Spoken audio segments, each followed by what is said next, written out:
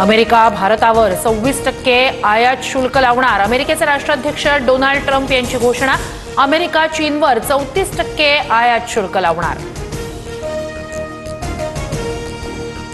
Trump टॅरिफचा share बाजारावर परिणाम। Sensex 500 तर निफ्टीत 130 अंकांची घसरण। ऑस्ट्रेलियाच्या S&P मध्ये 3.5, टोकियोच्या निक्केई 3.4 तर दक्षिण कोरियाचा कोस्पी इंडेक्स 1.9% कोसळला। वक्फ दुरुस्तीच्या विधेयकाविरोधात मतदान केलं। वक्फच्या जमिनीची विक्री करू असं काल शहांच्या तोंडून आलं। वक्फच्या जमिनींचा व्यवहार आधीच झालाय, संजय राऊतांचा आरोप।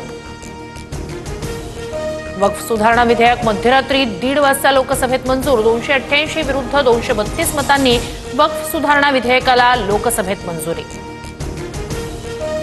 वक्फ सुधारणा विधेयक आज राज्यसभेत सादर होणार। विरोधक विधेयकाचा तीव्र विरोध करण्याची शक्यता। लोकसभेत वक्फ विधेयक मंजूर झाल्यानंतर गृहमंत्री अमित शहा आणि पियुष गोयल यांची बैठक। वक्फ विधेयकासंदर्भातील रणनीतीवर चर्चा झाल्याची सूत्रांची माहिती। उद्धव ठाकरेंची दुपारी 12:30 वाजता पत्रकार परिषद। वक्फ सुधारणा विधेयकाबाबत उद्धव ठाकरे सविस्तर भूमिका मांडणार।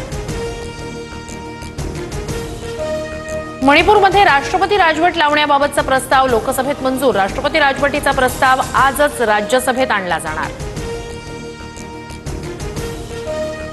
कोल्हापूरच्या वडणगे गावातील महादेव मंदिराला शेजारील जमीन पुन्हा चर्चेत।